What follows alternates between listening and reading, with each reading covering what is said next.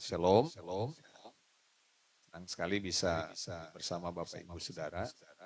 Ini untuk yang kedua kali saya ada di tengah-tengah Bapak Ibu Saudara. Yang pertama ketika pembukaan CD Tarkoismo.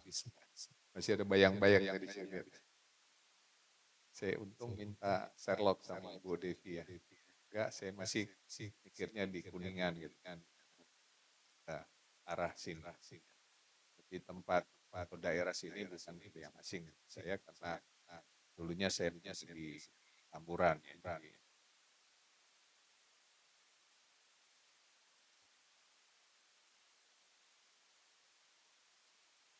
Nama saya Rokli. Ketika Kok Gun, saya sering memanggil Gunawan itu dan baru di Gunawan dengan Kok Gun dan Cinita. Mereka telepon saya, kami akan buka ministry di Jakarta. Orang hebat yang full, yang punya hati luar biasa. Jadi beliau membagi visi pada saya. Wah, saya dukung, saya bilang. Dan beliau bilang bantu juga untuk visi diminta. Ya, saya bilang siap. Karena saya mengenal beliau itu kurang lebih tahun 98-99 ya. Kami sama-sama pengerja di Ketua Sinode sekarang di GBI, Pak Rubin Adi. Ya, beliau sebagai kepala kantor kami waktu itu masih di Kedoya, Kebon Kacang. Dan saya sungguh kagum dengan orang Kogun yang tidak merasa dia seorang mantan atlet yang luar biasa, ya, beberapa kali juara, tapi dia sangat low profile. Dia kalau jalan sama kita tingginya kan udah tahu sendiri, tapi dia selalu merangkul saya gitu ya, seperti Daud dan Goliat yang sedang berjalan. Tiap kali ketemu orang ya mereka nunduk, saya bilang saya kecipratan gitu ya. Jalan dengan orang hebat saya ikut tersanjung gitu ya. Saya merasa bangga gitu. Dia tidak pernah merasa diri lebih dari orang lain. Yang membuat saya kagum. Dan yang kedua adalah radikalnya beliau. Ya. Wah, dari dulu itu udah begitu. Ya. Saya ingat anak pertamanya itu ya Greg kalau nggak salah. Itu jadi dia cerita sama saya, ini jadi kelinci percobaan saya. Saya bilang gimana? Karena Tuhan izinkan lahir dengan mata yang juling begitu ya. Dia bilang ini Tuhan kasih kesempatan saya untuk lihat mujizat Tuhan. Setiap pagi dia doain, lurus matanya, lurus. Dia kasih perjamuan dan akhirnya memang lurus. Waduh, itu yang luar biasa. Tepuk tangan bagi Tuhan kita Yesus Kristus. Jadi Bapak Ibu Saudara nggak salah ada di ministry ini, ada di komunitas ini. Nah, hari ini kita akan bersama-sama belajar firman Tuhan. Saya diberi tema lebih dari pemenang. Saya melihat wajah-wajah di sini adalah orang-orang yang lebih daripada pemenang. Setuju katakan amin? Jadi orang yang lebih daripada pemenang itu yang disebutkan dalam Roma pasal 8 itu bukan hanya sekedar menang, tapi lebih daripada orang-orang yang sudah menang. Karena Yesus, bukan karena kita. Ayat firman Tuhan yang sangat terkenal kita baca. Di dalam Roma pasal 8 ayat 37, Roma pasal 8 ayat 37, 2, 3.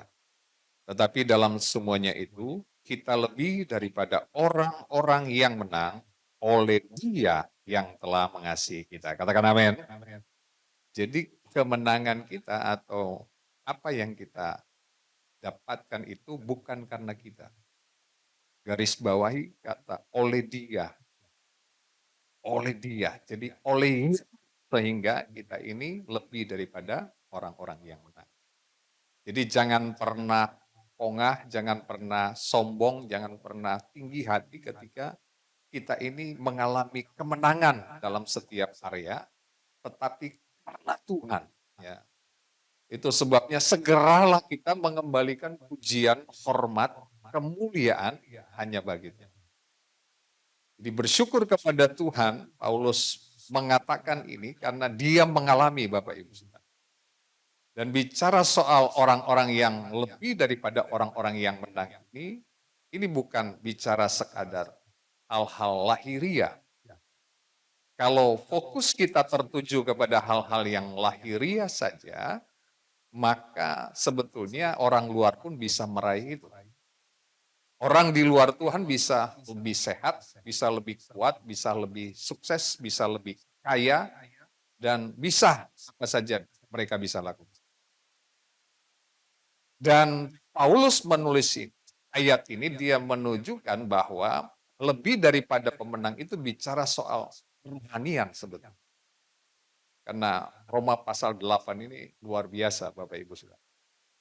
Itu bicara tentang pengiringan kita, bicara tentang iman kita kepada Tuhan, bicara tentang bagaimana kita tidak boleh undur dari Tuhan.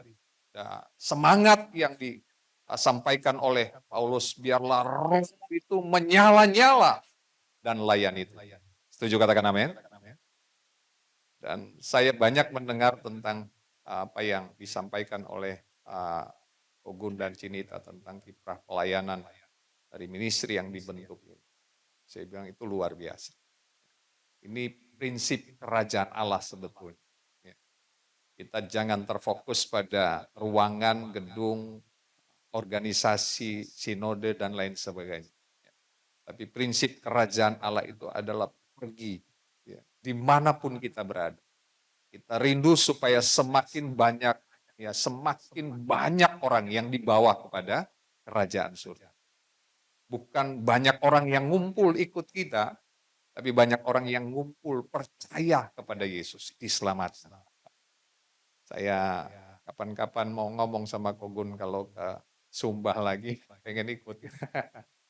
Kebetulan ada teman saya juga di Sumba di sana ya. Dan Sumba memang ya daerah yang cukup tertinggal, banyak kesulitan-kesulitan terutama soal air. Banyak dari luar juga yang masuk ke sana karena memang di sana mengalami kesulitan itu. Nah, kembali bahwa kodrat kita, sekali lagi saya beri penekanan, kodrat kita orang percaya adalah orang-orang yang lebih daripada pemenang. Katakan amin. Kenapa kita menang? Karena Yesus tadi. Bahkan ayat yang lain menyebutkan di dalam 1 Korintus pasal 15 ayat yang ke-15, ini masih tulisan Paulus, 1 Korintus 15 ayat 57, 1 Korintus 15 ayat 57 dia berkata, tetapi syukur kepada Allah yang telah memberikan kepada kita kemenangan oleh Yesus Kristus Tuhan kita. Wow. Jadi bukan hanya Yesus yang mengalami kemenangan, mengalahkan maut, mengalahkan segala godaan, segala cobaan, tipu muslihat iblis, tapi bersyukur kepada Allah karena Yesus juga itu memberikan kepada kita kemenangan. Setuju katakan amin? Coba lihat kiri kanan. Bilang kamu pemenang. Kamu lebih daripada pemenang. Sebuah penelitian menyebutkan bahwa bayi ketika belajar berjalan itu bisa 200-an kali dia harus jatuh bangun sampai dia bisa berjalan. Jadi artinya Bapak Ibu Saudara, malah sejak dari dalam kandungan, dari jutaan sel sperma yang bertemu dengan sel telur itu, kita yang unggul. Ya, hari ini kita yang menang. Jadi dari dalam kandungan pun kita sudah jadi pemenang. Wah, luar biasa rancangan Tuhan.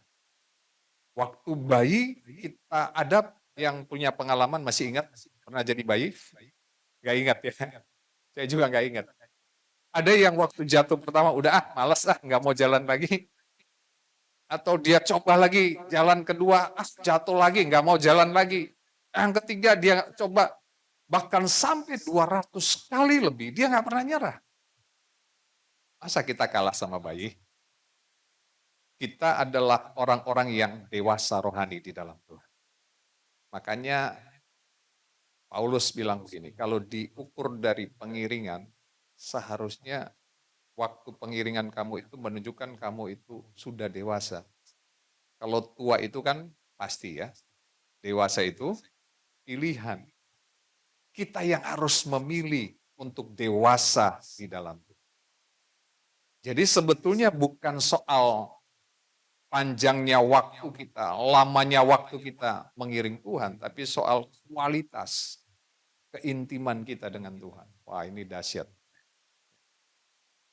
Kualitas keintiman kita dengan Tuhan yang menunjukkan tingkat kedewasaan. Karena orang yang semakin intim dengan Tuhan, dia akan semakin mirip dengan Tuhan. Setuju katakan amin?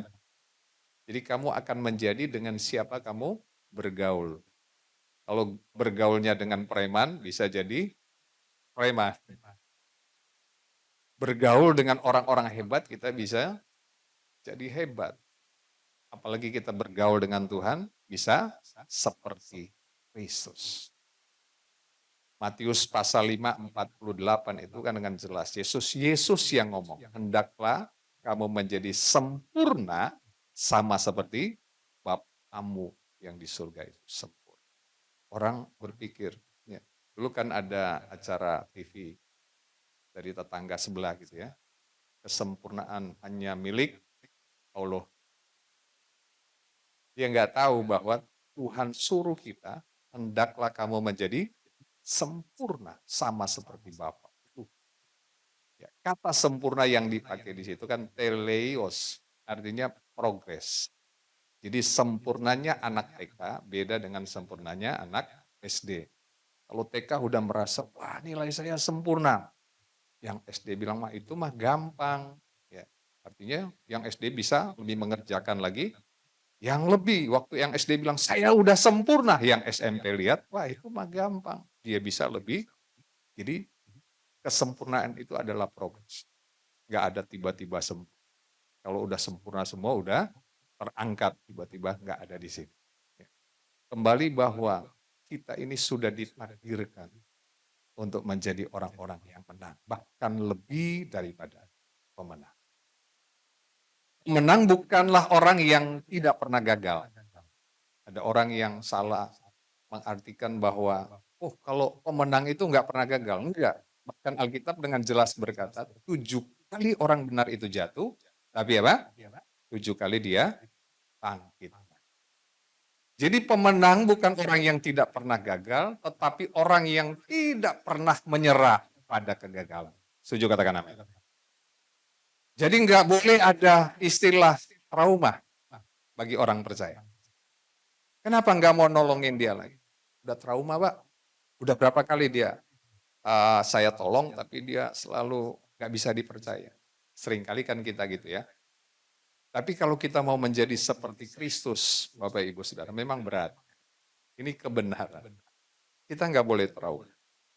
Bahkan murid-murid nanya sama Yesus, berapa kali harus ngampunin?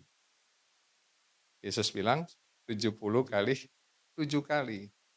Itu bukan soal angka sebetulnya. Soal nggak ada batasan. Kalau kita udah 2 kali. Kalau sampai 3 kali, saya blok semua nomormu, saya nggak mau lihat mukamu lagi. Waduh, baru 2 kali ya kita udah mikirin dia itu kayak makan nggak bisa tidur, tidur nggak bisa makan gitu. Emang bener ya, kalau tidur nggak bisa makan. Sakit hati kita. Padahal kalau di gereja, di komunitas Kristen kita nyanyi, ku mau sepertimu Yesus, disempurnakan selalu. Tapi begitu hadapi kenyataan, waduh nggak mudah. Tapi hari ini kita belajar kebenaran. Pemenang itu nggak nyerah. Saya udah tolongin dia Pak, tapi dia masih begitu, nggak boleh nyerah. Saya udah doain dia Pak, tapi kok nggak berubah-berubah, nggak boleh nyerah. Bisa dibayangkan kalau Tuhan kita Yesus nyerah, waktu dia lihat kita udah ditolong, udah disembuhkan. Seringkali kan kita begitu ya. Kau yang berjanji, kau yang mengingkari. Ya. Tuhan, kalau saya sembuh, ya, saya mau melayani Tuhan. Tuhan, kalau saya sembuh, nasar-nasar kita mulai keluarkan. Ya, biasanya kalau orang udah kepepet kan seperti itu. Saya ingat om-om di Manado gitu ya. Dia pergi melaut, dia tiba-tiba perahunya dihantam ombak seperti cerita dalam Alkitab. Tapi Yesus enggak tidur di buritan, dia sendiri. Dia orang Kristen yang pergi mancing hari Minggu. Dia mulai berdoa. Kan jurus-jurus janjinya kepada Tuhan. Tuhan, kalau Tuhan selamatkan saya kali ini Tuhan, saya janji hari Minggu saya akan. Angin tetap bertiup kencang. Dia tambah lagi janji. Tuhan, saya mau setia, memberi persembahan, memberi persepuluhan, mau nyumbang untuk pembangunan gereja di Sumba, macam-macam dia janji. Bahkan dia kemudian janji, saya memberi hidup saya untuk melayani. Wah, waktu Tuhan dengar itu, Tuhan juga terharu, tergugah hatinya. Tiba-tiba diam, tenanglah angin. Selamatlah dia sampai datang. Nah, satu ketika dia hadapi persoalan yang berat ketika dia di darat. Dia ingat, waduh ternyata saya udah pernah janji sama Tuhan. Gak ada satupun janjinya yang ditepati. Dia bukannya sadar minta ampun, tapi dia ngomong sama Tuhan, Tuhan persoalan di laut jangan bawa-bawa di darat. Bercanda ini Bapak Ibu Saudara ya. Waduh, seringkali kita berjanji seperti itu. Ya Bapak Ibu Saudara, tapi hari ini ya kita tahu bahwa Tuhan memang sudah menolong kita. Maka kalau kita berjanji sama Tuhan, kita harus menepati. Setuju katakan amin? Daud dalam Mazmur 119 itu kalau kita membacanya, wah saya sangat dikuatkan sekali setiap kali membaca. Bagaimana dia melihat janji-janji Tuhan itu sebagai penopang. Bahkan dia bilang, kalau Daud zaman sekarang, kalau dia kenalan sama cewek misalnya, kalau kita kenalan hobi apa? Nonton, hobi olahraga. Daud ditanya hobi apa? Merenungkan Taurat Tuhan siang dan malam. Kolot amat gitu ya, pendeta amat gitu. Tapi itu yang Daud tulis, aku suka merenungkan firman Tuhan. Kesukaannya ialah merenungkan Taurat Tuhan siang dan malam. Nah Bapak Ibu Saudara, gagal itu biasa. Jadi tidak ada satu orang pun yang tidak pernah gagal. Karena setiap manusia itu pasti punya rencana setiap hari. Bahkan ketika kita tidak merencanakan sesuatu pun itu artinya kita sedang merencanakan untuk gagal. Tapi yang luar biasa adalah ketika kita bangkit dari kegagalan. Nah itu sebabnya sebagai orang-orang yang lebih daripada orang yang menang, kita tidak boleh nyerah dengan apapun juga. Setuju? Katakan amin. Ku tak akan menyerah pada apapun juga, sebelum ku coba semua yang ku bisa, tetapi ku berserah kepadamu. Hendakmu hatiku percaya Tuhan punya rencana. Benar nggak akan nyerah? Kalau lagi baik-baik saja ya. Kalau lagi oke-oke saja ya. Kalau lagi suami nggak macem-macem. Ya. Kalau lagi istri nggak cerewet. Wah, baik-baik saja semua kita bilang nggak nyerah. Tapi bagaimana ketika waduh badai, itu manusia kan cenderung rentan Bapak Ibu. Karena ke depan nubuatan firman itu harus digenapi. Ya. Kalau kita maunya nyaman-nyaman terus berarti Alkitab kita bohong dong. Ya. Karena Alkitab yang bilang keadaan akan semakin sukar. Sukar, akan semakin sulit. Jangan berpikir baik-baik saja. Makanya saya, ini pendapat saya, kurang setuju kalau kita terus doa sejahtera di bangsa ini. Tapi saya bilang nggak apa-apa juga sih, itu kan hak kita berdoa. Karena firman Tuhan bilang akan sulit. Masa aniaya itu akan datang Bapak Ibu Saudara. Gimana kita tetap jadi pemenang yang mempertahankan iman kita untuk tetap percaya sekali Yesus, selamanya tetap Yesus. Karena pribadinya, ya bukan karena tadi yang lain-lain.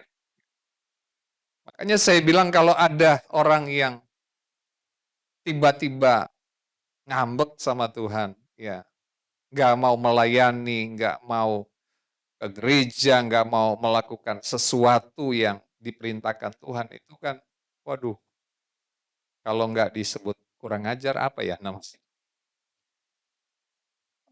Pokoknya nggak tahu terima kasih lah, bokamsya atau apalah gitu. Padahal Tuhan itu telah dikatakan, bukan baru atau akan, telah memberikan, telah menyelamatkan, telah menolong kita.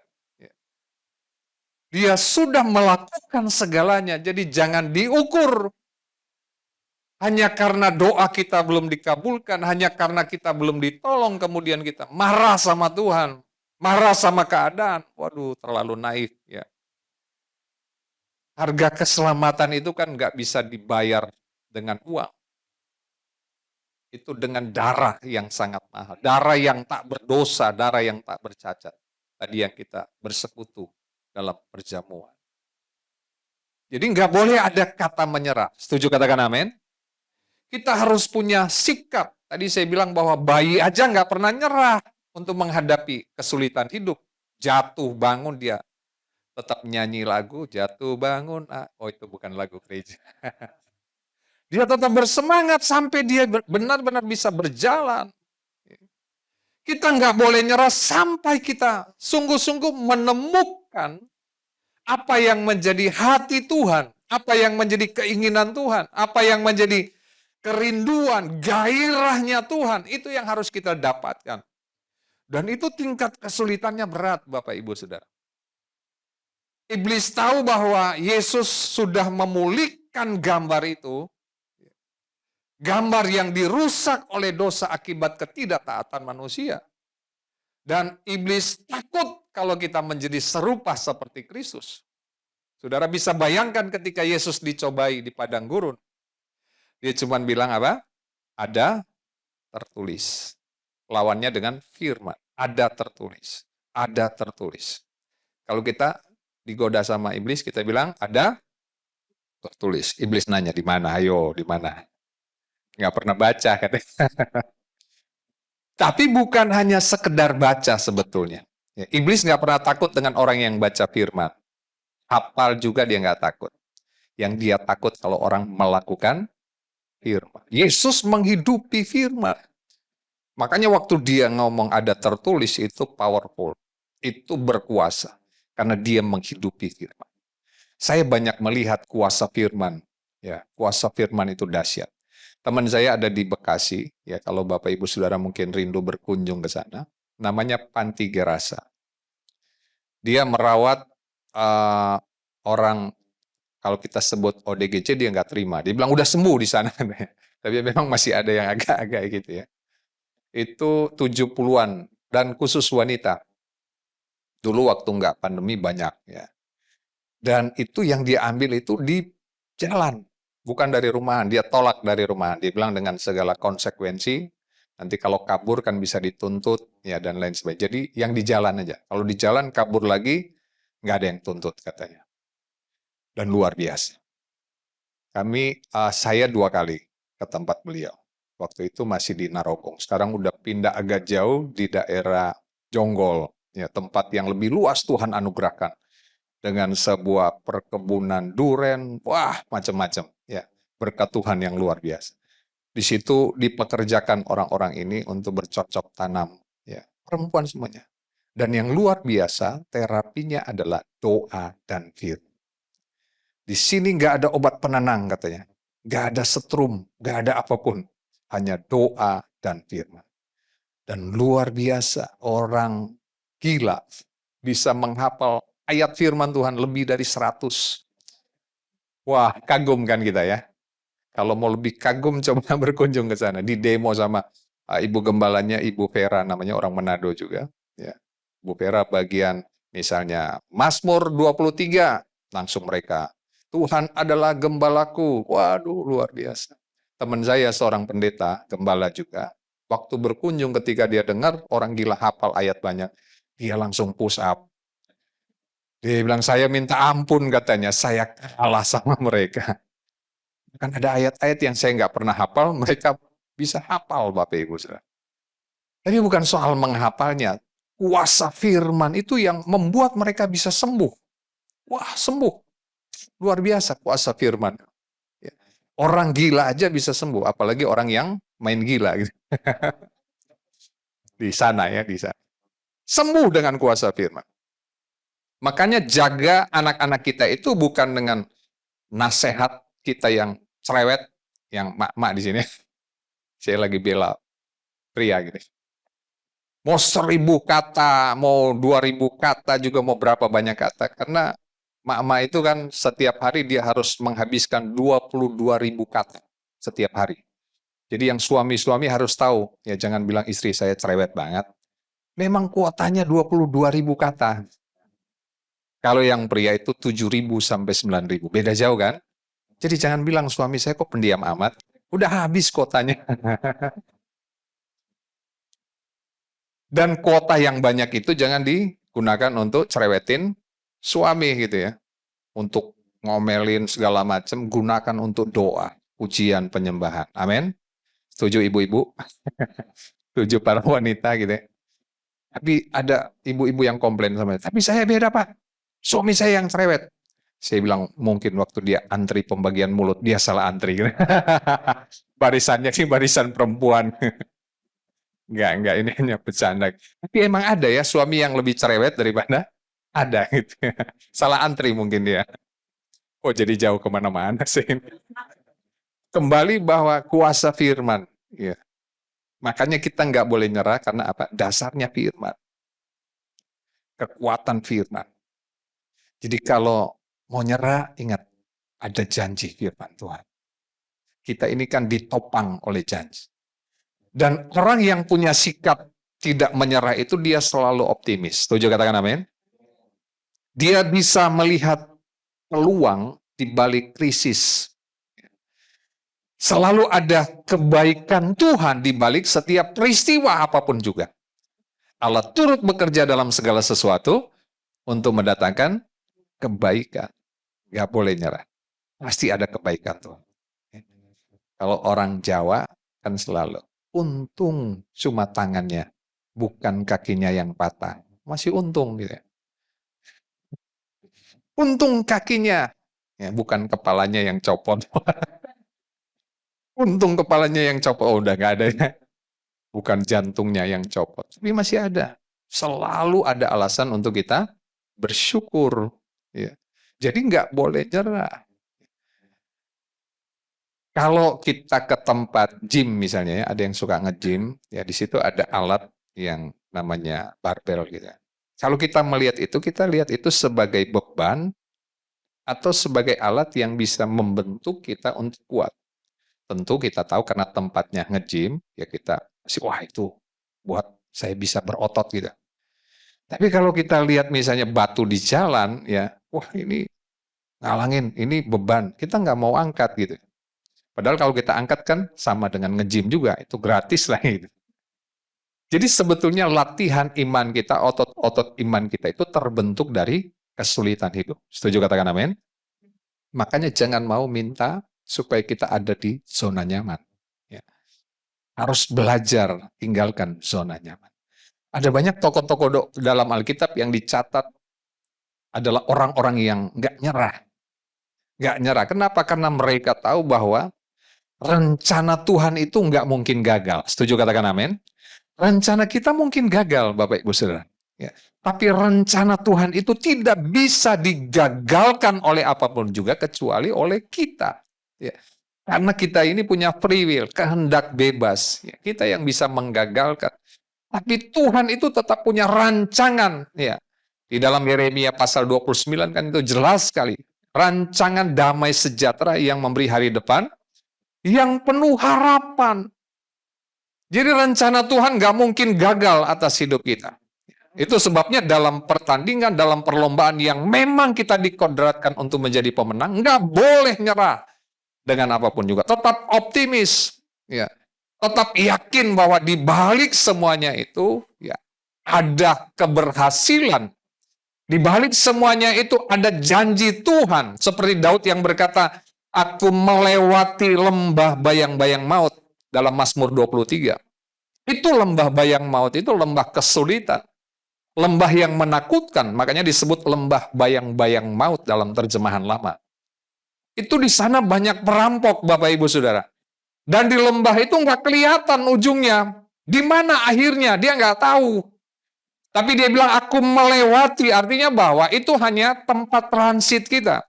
Tuhan nggak pernah taruh kita untuk selamanya ada di lembah bayang-bayang maut. Tapi dia membawa kita kemana? Ke padang yang berumput hijau. Kalau hari ini kita sedang berada di lembah bayang-bayang maut, ingat, itu bukan tempat kita yang sesungguhnya. Tetap optimis. Orang yang menyerah, seringkali dia berhenti di tangga ke-9, anak tangga ke-9, padahal di tangga anak tangga ke-10 itu, dia pasti berhasil di sana. Doanya pasti dikabulkan. Dia udah capek, dia berhenti. Ingat ketika murid-murid, 120 murid yang berkumpul di kamar loteng Yerusalem. Berapa hari mereka menunggu? 10 hari. Kalau 2 hari ada yang udah bosen, gak ada janji Tuhan. Udah 3 hari, udah 4 hari. Kalau sampai ada yang ke-9 hari dia nyerah, wah betapa ruginya dia. Karena di hari yang ke-10 atau di hari yang ke-50 setelah Yesus bangkit, rohnya dicurah. Itu sebabnya kita nggak boleh berhenti. Setuju katakan amin? Bahkan kita harus terus berlari, Bapak Ibu Saudara. Karena lari kita itu bukan lari sprint sebetulnya, tapi kita sedang berlari maraton. Dan kalau lari maraton itu godaannya kan banyak. Karena jaraknya sangat jauh, kita harus muter-muter terus. Ya, di sana ada tukang es misalnya, ada kelapa muda. Waduh, banyak godaan. Ya, itu akan membuat kita bisa berhenti dulu, rehat dulu. Ya, istirahat dulu. Udahlah, nggak mau pelayanan dulu. Udahlah, nggak mau buat apa-apa dulu. Udahlah, nggak mau doa dulu. Banyak hal, banyak alasan yang membuat kita merasa udahlah, nggak mau dulu. Tapi karena kita tahu bahwa di ujungnya ada mahkota kehidupan yang Tuhan sediakan, maka kita nggak boleh berhenti. Kita nggak boleh menyerah. Setuju katakan amin? Satu ketika ada perlombaan 17-an bagian perkodokan. Ya. Kodok tahu ya? Katak gitu. Mereka berlomba untuk melompat dari dalam jurang atau dalam lubang yang sudah disediakan. Ada 10 kodok yang berlomba. Ya. Waktu mereka loncat gitu, waduh ternyata terlalu tinggi ya lubang yang dibuat.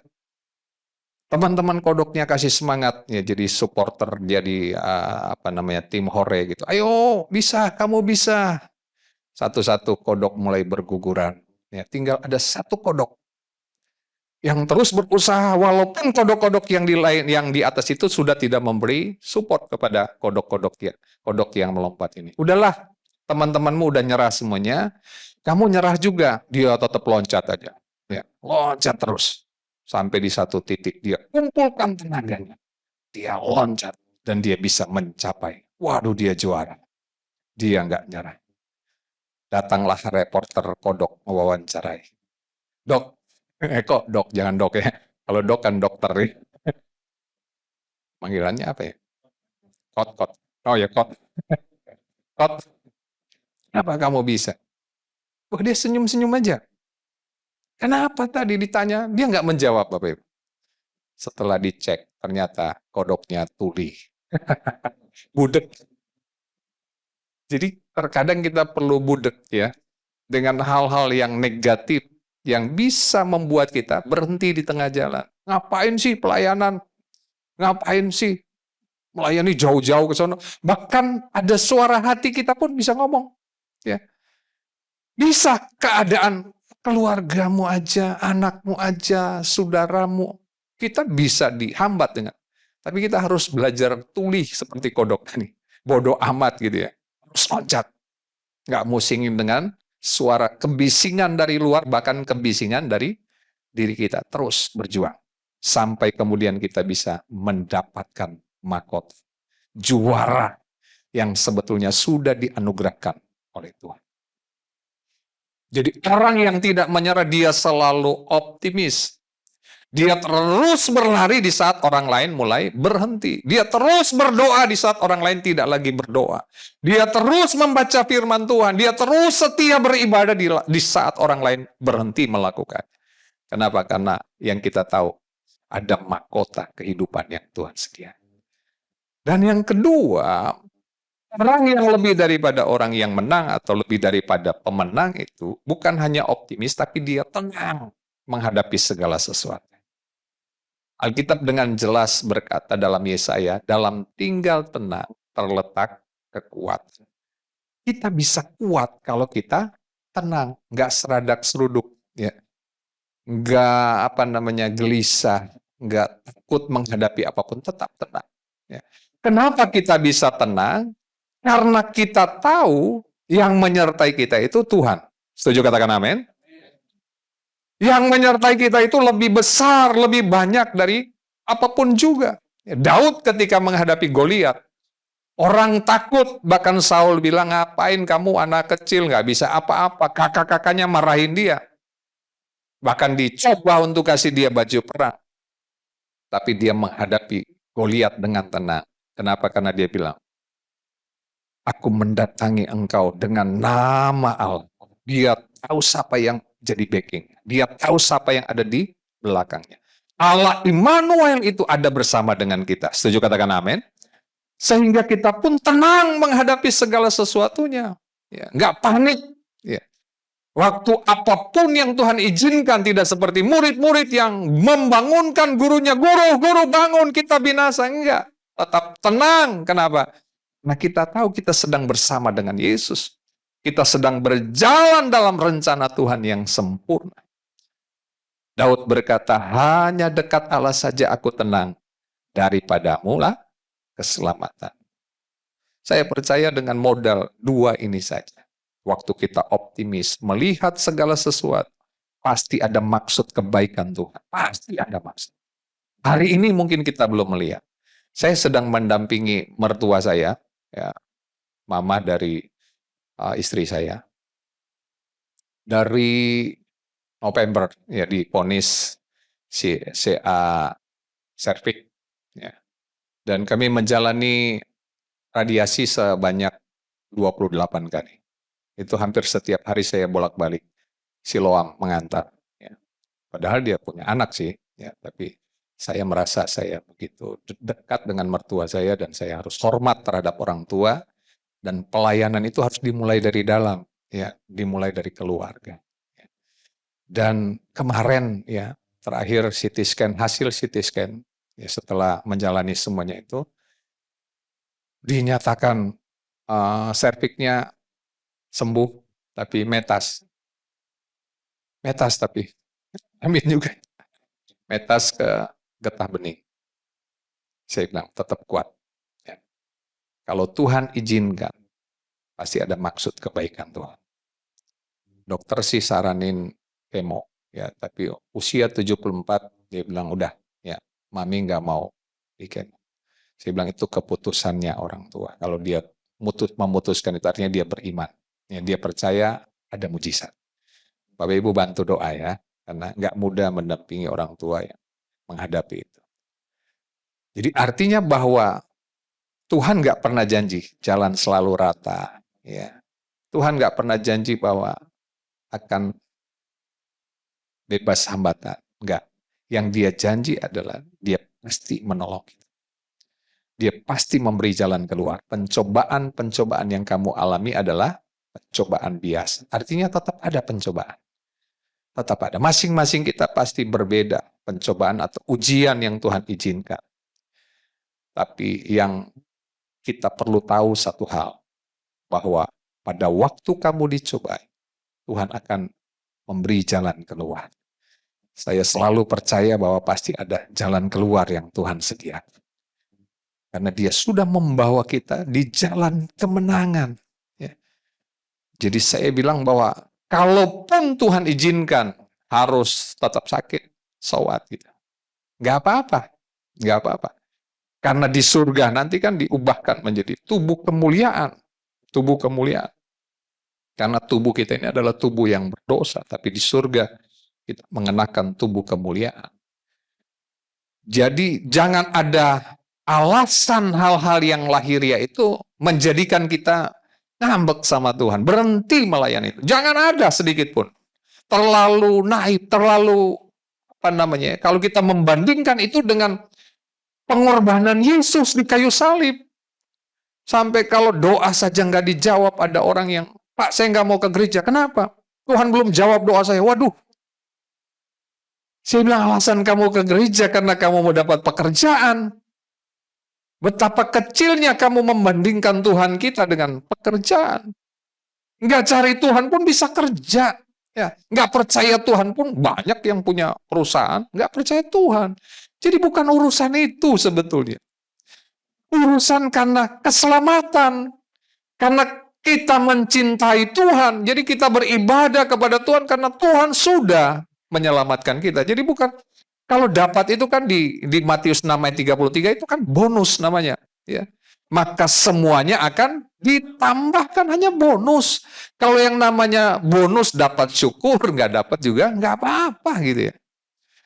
Tapi berkat terbesar, anugerah terbesar itu kan keselamatan yang tidak didapati oleh orang yang di luar Tuhan. Hanya ada di dalam Yesus Kristus. Sebab di bawah kolong langit ini tidak ada nama lain yang menyelamatkan selain Yesus.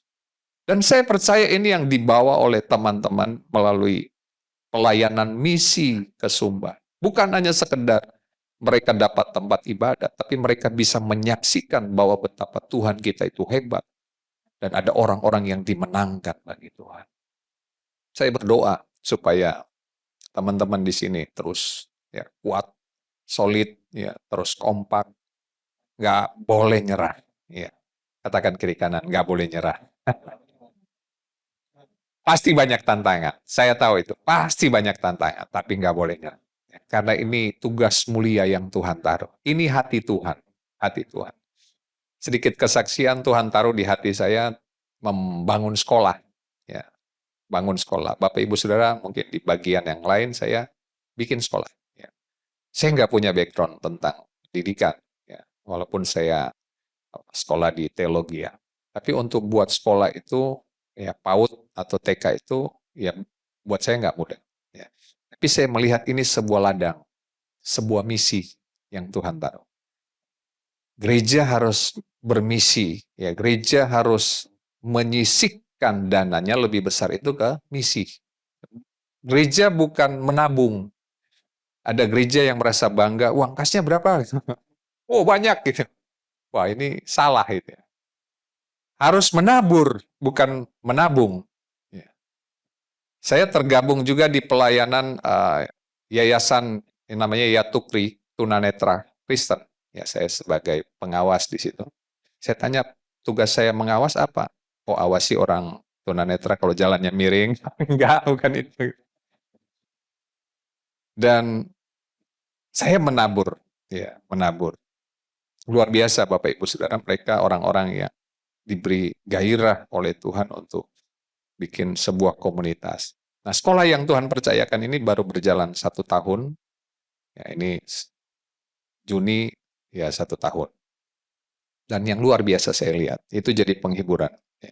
Teman-teman saya nanya, dananya dari mana? Saya bilang dari Tuhan. Gereja harus menyisihkan. Ya, dari gereja, Pak. Dan ada orang-orang juga yang jadi donatur. Kenapa saya tergerak untuk membangun gereja? Saya dengan teman saya orang Manado sebetulnya. Ya, dia tinggal di Kupang. Dia punya sekolah generasi unggul namanya. Sekarang udah mau buka SMK Berkat, nanti ada teologianya juga di sana. Ya. Dia punya hati yang luar biasa untuk pendidikan. Berangkat dari sebuah kemarahan, ya dalam tanda kutip, karena dia melihat bahwa sekolah-sekolah Kristen ini udah melenceng. Dulu sekolah Kristen itu dibangun untuk menolong orang-orang yang susah, orang-orang yang sulit, orang-orang yang nggak bisa sekolah, dibawa ke sekolah Kristen supaya bisa sekolah. Sekarang boleh cari ada sekolah Kristen yang murah? Nggak ada. Wah, sebutlah merek-merek sekolah yang luar biasa. Bahkan yang top di Bekasi itu ada namanya. Namanya sih keren banget gitu ya. Ya tapi Mahalnya juga ya ajubilah gitu. Sebut merek nggak boleh.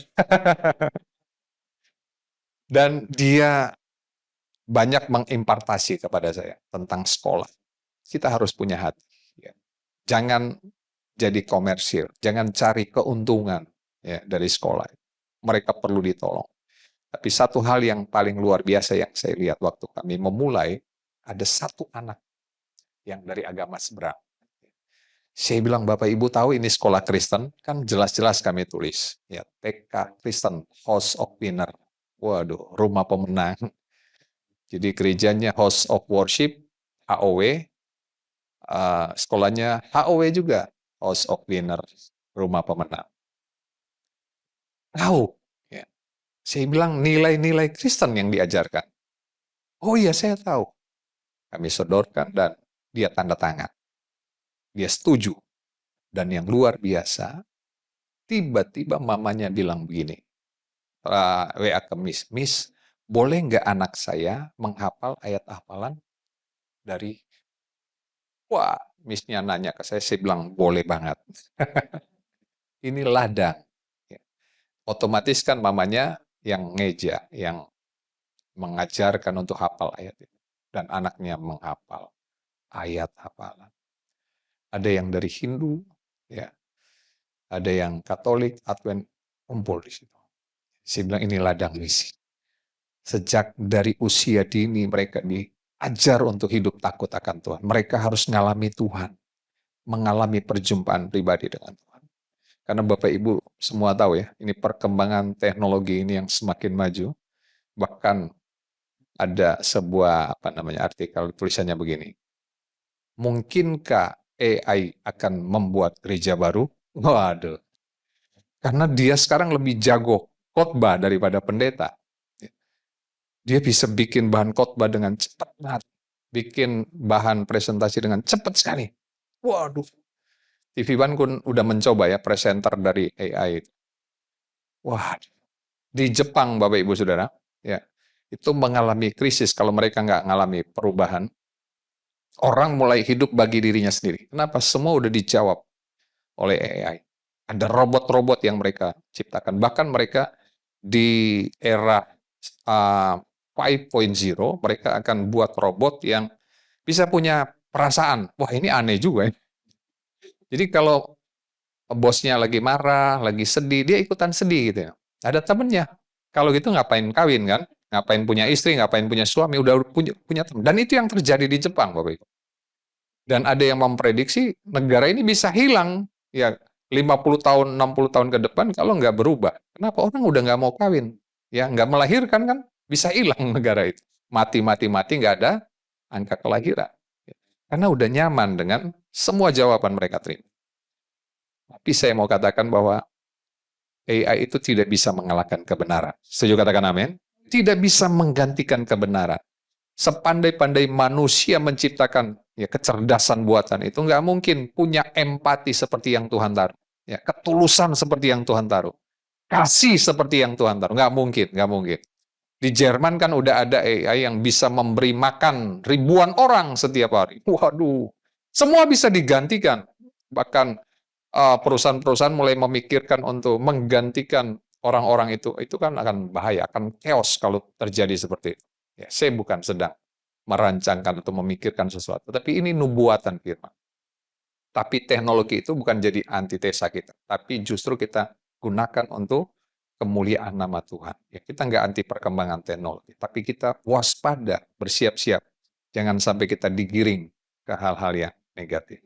Anak-anak kita harus mulai dari kecil diajar untuk hidup takut akan Tuhan. Baca firman Tuhan, hafalkan ayat firman Tuhan. Satu lagi kesaksian, ada anak kami, ya kelompok bermain. Waktu masuk, saya ikut ngajar waktu itu karena masih kekurangan guru. Saya tahu anak itu. Kalau dia ngambuk gitu ya, dia nggak suka gitu loh. Aduh, saya melihat ada spirit yang berbeda. Saya bisa merasakan. Seperti harimau dia ingin mencakar gitu. Saya pegang dia, saya peluk, dia ngamuk gitu. Wah, saya bilang ini ada yang nggak benar. Saya doa, saya bahasa roh. Dalam nama Yesus, Tuhan jamah anak ini. Dan hari ini Bapak Ibu Saudara tahu, dia jadi anak yang paling baik. Wah, luar biasa. Saya setiap kali cerita, saksiin ini. Ya, saya bilang ini karena Tuhan, karena firman Tuhan. Sampai mama bapaknya bilang, "Miss, ini anak saya diapain?" Diapain dalam tanda positif, tanda kutip positif. Kenapa? Setiap kali kita, misalnya mamanya ngantri di supermarket gitu mau belanja, ya marah-marah gitu, dia langsung bilang, "Mama, kasih itu sabar." Ayat hafalan yang dia keluarkan. Waktu abangnya ngamuk, nggak nurut, dia bilang, "Abang, hormatilah orang tuamu." Ayat hafalan yang kuat. Waduh.